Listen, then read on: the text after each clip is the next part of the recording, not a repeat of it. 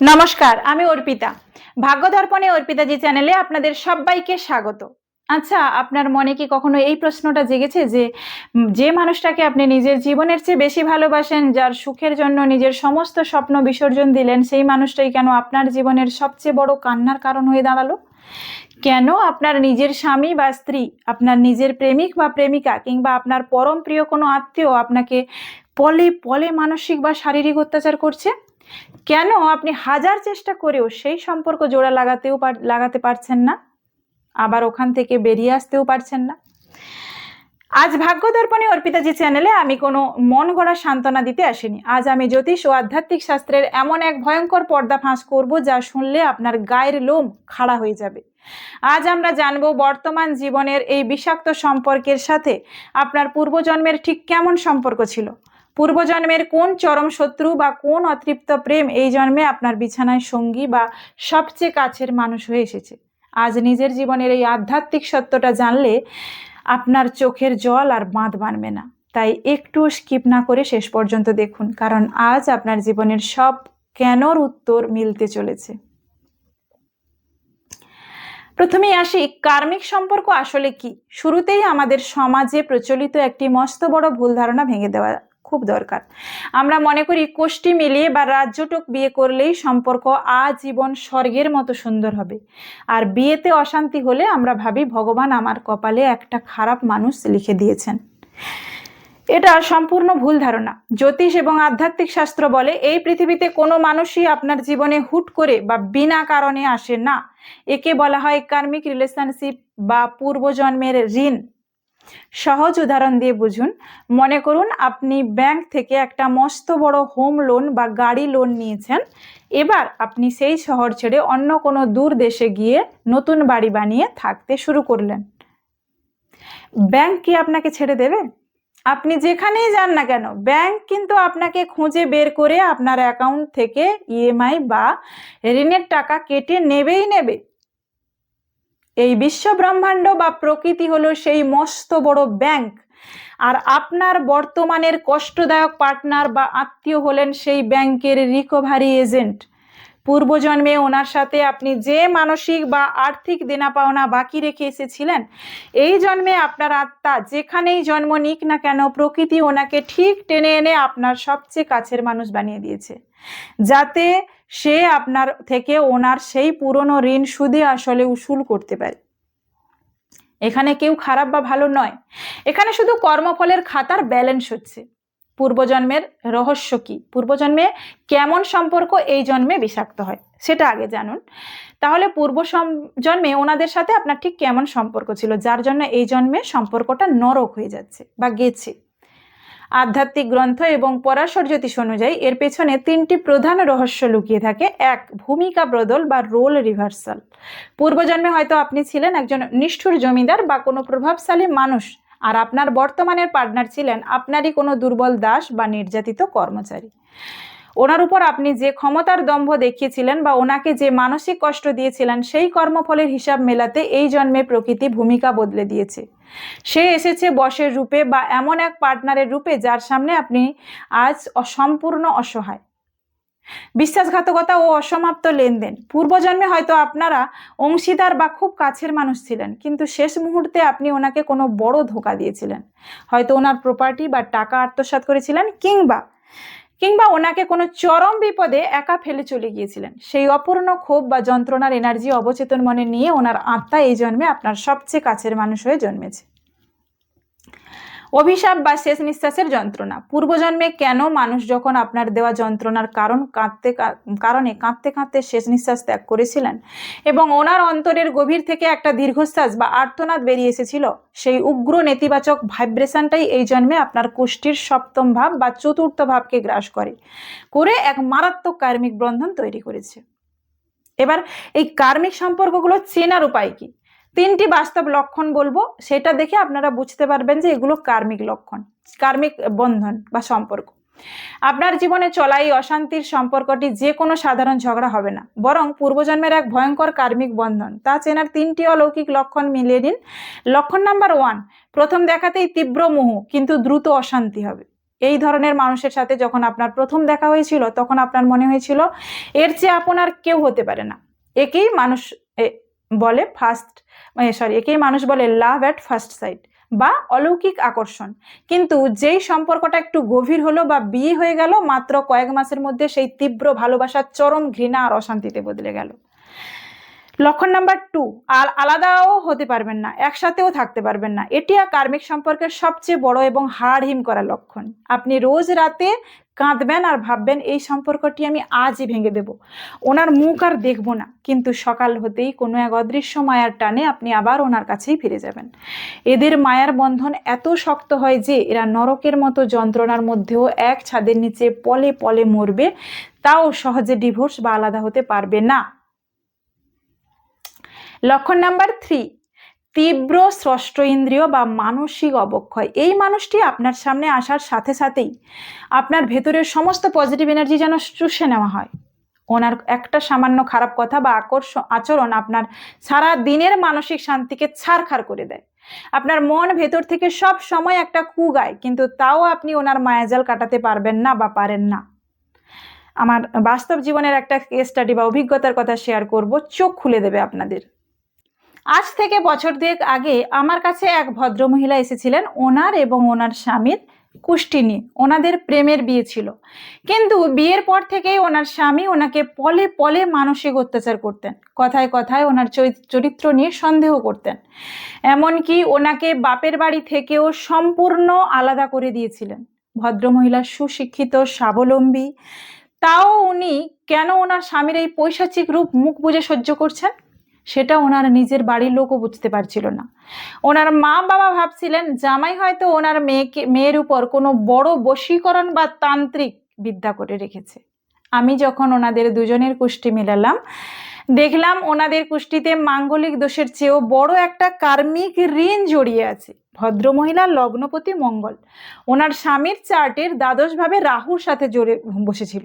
আমি ওনার হাত দেখে ধ্যানমগ্ন হয়ে ওনাকে একটা প্রশ্ন করেছিলাম, আপনি কি মাঝে মধ্যেই স্বপ্নে মনে হয় যে আপনি কোনো পুরনো অন্ধকার কেল্লায় বা কোনো প্রাচীন যুগে বন্দী হয়ে আছেন এবং কোনো চেনা মানুষ আপনার উপর তরোয়াল নিয়ে তেড়ে আসছে?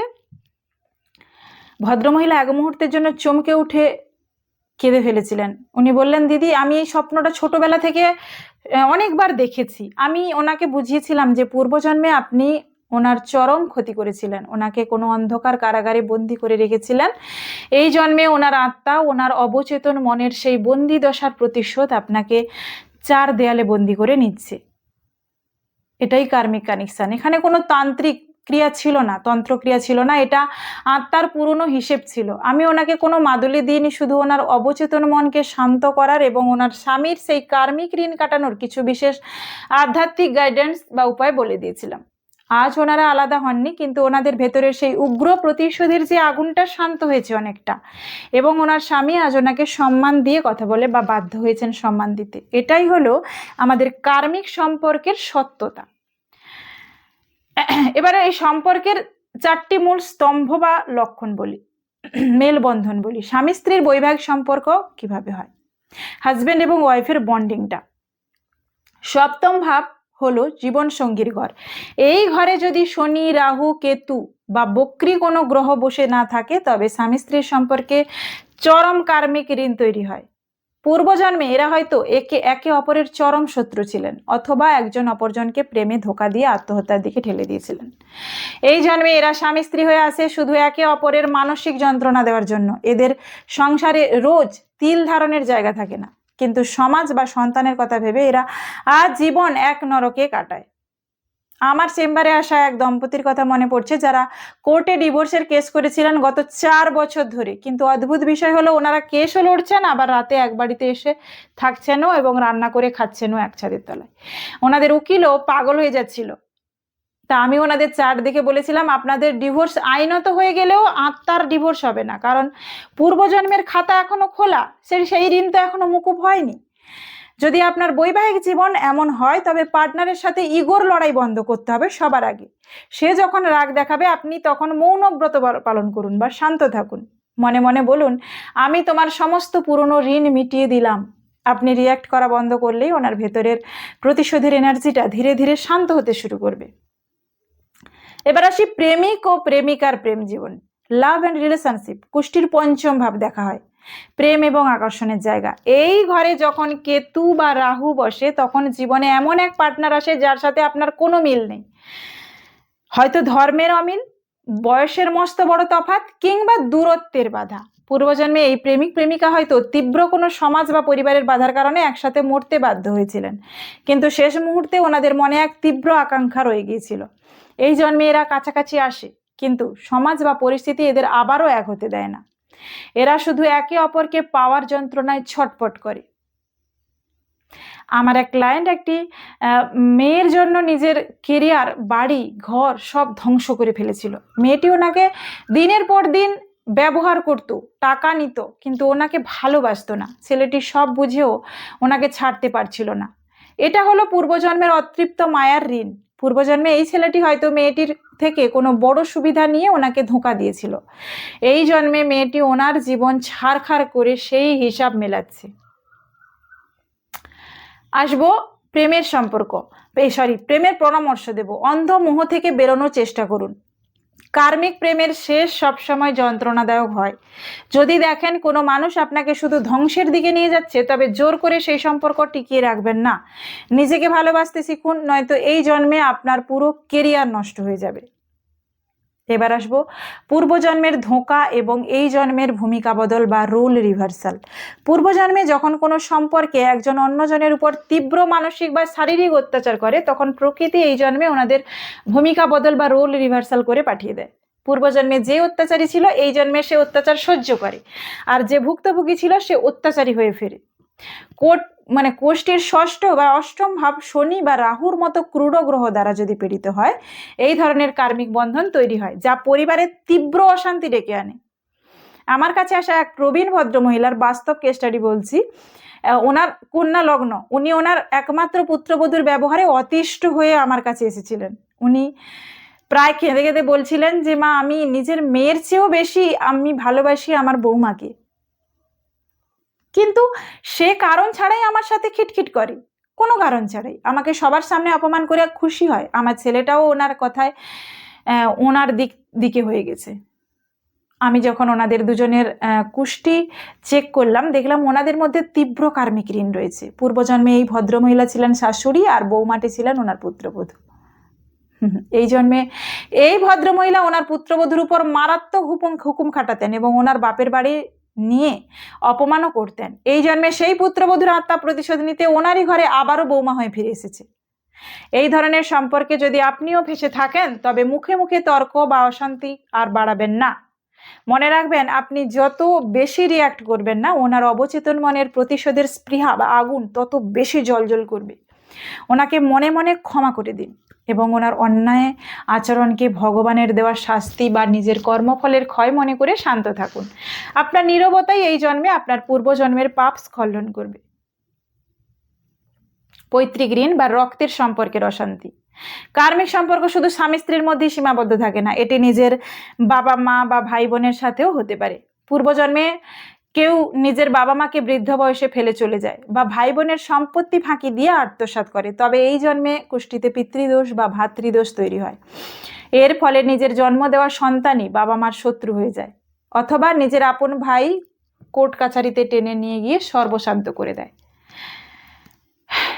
আমার চেম্বারে আসা একজন দুই ভাইয়ের মস্ত বড় একটা কেস আপনাদের সাথে শেয়ার করি। দুই ভাই একসময় কলকাতার বুকে মস্ত বড় যৌথ ব্যবসা করতেন, কিন্তু হঠাৎ বড় ভাই চক্রান্ত করে ছোট ভাইয়ের সই জাল করে পুরো প্রপার্টি এবং ফ্যাক্টরি নিজের নামে করে নিল।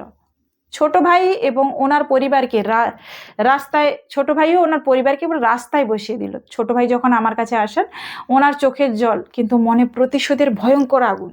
আমি ওনার ছাড় দেখে বলেছিলাম, আপনার নবম ভাবে রাহুর সাথে মঙ্গলের সংযোগ রয়েছে। পূর্বজন্মে আপনি ওনার জমি বা সোনা জবরদস্তি কেড়ে নিয়েছিলেন। আজ উনি আপনার থেকে ওনার পাওনাটাই শুধুমাত্র ছিনিয়ে নিলেন। আজ 3 বছর পর অলৌকিক টুইস্ট দেখুন। বড় ভাই সেই সম্পত্তি পাওয়ার পরও ওনার একমাত্র ছেলে মারাত্মক একটা কেসে ফেঁসে ওনার সমস্ত টাকা আইনি লড়াইয়ে এবং ডাক্তারখানায় উড়িয়ে দিচ্ছে। আর ছোট ভাই আজ শান্তিতে কিন্তু আছেন, কিন্তু বড় ভাই কোটি টাকা নিয়েও নরকের জীবন কাটাচ্ছেন। রক্তের সম্পর্কের মানুষেরা যদি আপনার ক্ষতি করে তবে অধৈর্য হবেন না বা ওনাদের ধ্বংস কামনা করবেন না। মহাকালের উপর ভরসা রাখুন। রক্তের সম্পর্কের কার্মিক ঋণ কাটানোর একমাত্র উপায় হলো পিতৃপুরুষের উদ্দেশ্যে তর্পণ করা এবং নিজের সাধ্যমতো অসহায় মানুষদের অন্নদান করা। এবার বলি কার্মিক অশান্তি থেকে মুক্তির বিশেষ প্রতিকার। তাহলে আপনারা বুঝতেই পারছেন কোনো সম্পর্কই কিন্তু হুট করে খারাপ হয় না, এর পেছনে রয়েছে পূর্বজন্মের এক অদৃশ্য খাতা। এবারে চলুন জেনে নেওয়া যাক এই বিষাক্ত কার্মিক বন্ধন বা অশান্তি থেকে চিরতরে মুক্তি পাওয়ার 3টি অত্যন্ত অলৌকিক এবং শক্তিশালী ঘরোয়া প্রতিকার, যা আপনার জীবনকে শান্তিতে ভরিয়ে দেবে। মানসিক ক্ষমা প্রার্থনা ও মোক্ষ মন্ত্র। প্রতিদিন রাতে ঘুমানোর আগে অন্তত 5 মিনিট চোখ বন্ধ করে শান্ত হয়ে বসুন। আগে যে মানুষটি আপনাকে কষ্ট দিচ্ছে ওনার মুখটি মনে মনে কল্পনা করে হাত জোড় করে বলুন, হে ঈশ্বর, পূর্বজন্মে এই আত্মার সাথে আমার যা কিছু খারাপ লেনদেন বা ঋণ ছিল আমি আজ মন থেকে ক্ষমা চেয়ে এখানে শেষ করতে চাইছি। আমি ওনাকে ক্ষমা করলাম এবং ওনার থেকে ক্ষমা চেয়েও নিলাম। ওনার প্রতি ক্ষোভ বা প্রতিশোধের আগুন মনের ভেতর যত পুষে রাখবেন এই কার্মিক বন্ধন তত শক্ত হবে। পরের জন্মে ওনাকে আবার আপনার সামনে আসতে হবে। কালো তিল ও জল অর্পণ। ঋণ মুক্তির প্রতিকার হিসেবে বলবো, সম্পর্কের উগ্র নেতিবাচক এনার্জিকে শান্ত করতে প্রতি শনিবার বা অমাবস্যার দিনে একটি তামার পাত্রে বা মাটির পাত্রে সামান্য গঙ্গা জল এবং এক চিমটে কালো তিল মিশিয়ে কোনো অশ্বত্থ গাছের গোড়ায় ঢালুন। জল ঢালার সময় মনে মনে নিজের পিতৃপুরুষ এবং ঈশ্বরের কাছে সম্পর্ক ভালো করার প্রার্থনাও জানান। এটি আপনার কুষ্ঠির কার্মিক দোষ বা পিতৃদোষকে দূর করতে সাহায্য করে। মহাদেব এবং মা দুর্গার শরণাপন্ন হওয়া। প্রতি সোমবার শিবলিঙ্গে কাঁচা দুধ, গঙ্গা জল ও বেলপাতা অর্পণ করুন এবং ওম নমঃ শিবায় মন্ত্রটি জপ করুন। মহাদেব হলেন কালপুরুষের সমস্ত বিষ ও কার্মিক কর্মফল হজম করার দেবতা। ওনার আরাধনা করলে সম্পর্কের বিষাক্ত পরিবেশ ধীরে ধীরে দূর হয়ে যায় এবং অত্যাচারী মানুষের মনও অলৌকিকভাবে পরিবর্তন হতে শুরু করে। তাই পরিশেষে আমার ভাগ্য দর্পণে অর্পিতা জি পরিবারের সমস্ত বন্ধুদের উদ্দেশ্যে শুধু একটাই কথা বলবো, আপনার জীবনে কোনো মানুষ যদি শুধু কষ্ট দেওয়ার জন্যই এসে থাকে তবে ভেঙে পড়বেন না। মনে রাখবেন সে আসলেই আপনার অবচেতন মনের কোনো পুরনো ঋণ শোধ করতে এসেছে। ঋণ শোধ হয়ে গেলেই প্রকৃতি ওনাকে আপনার জীবন থেকে নিজে থেকেই সরিয়ে দূরে করে দেবে। নিজের আত্মসম্মান বজায় রাখুন, কাউকে অন্ধভাবে বিশ্বাস করবেন না আর ঈশ্বরের উপর ভরসা রাখুন। মহাকালের দরবারে দেরিতে হলেও বিচার আপনি পাবেনই। আজকের ভাগ্য দর্পণে অর্পিতা জি চ্যানেলের এই বিশেষ এবং মন ছুঁয়ে যাওয়া বিশ্লেষণ আপনাদের কেমন লাগলো? আপনার জীবনেও কি এমন কোনো বিষাক্ত কার্মিক সম্পর্ক রয়েছে? আমার বলা এই বাস্তব লক্ষণ এবং গল্পের সাথে আপনার নিজের জীবন কতটা মিলল তা নিচে কমেন্ট বক্সে অবশ্যই আমাকে লিখে জানান। আপনাদের সুন্দর সুন্দর কমেন্ট কিন্তু আমাকে পরবর্তী ভিডিও বানানোর জন্য অনেক বেশি এনার্জি আর অনুপ্রেরণা দেয়। ভিডিওটি ভালো লেগে থাকলে একটি লাইক করতে ভুলবেন না এবং আপনার চেনা সমস্ত বন্ধুদের সাথে চেনা গ্রুপগুলোতে এই ভিডিওটি প্রচুর শেয়ার করুন, যাতে ওনারাও সম্পর্কের এই আসল সত্যটা জেনে শান্তিতে বাঁচতে পারেন। আর হ্যাঁ, আমাদের চ্যানেলের পরবর্তী ভিডিও মিস না করতে চাইলে এখনই আমাদের ভাগ্য দর্পণে অর্পিতা জি চ্যানেলটি সাবস্ক্রাইব করে পাশে থাকা বেল আইকনটি প্রেস করে অল নোটিফিকেশানটি অন করে রাখুন। ভালো থাকুন, সুস্থ থাকুন, সবসময় পজিটিভ ভাবুন। ঈশ্বর আপনাদের মঙ্গল করুন। দেখা হচ্ছে ঠিক পরের ভিডিওতে। নমস্কার।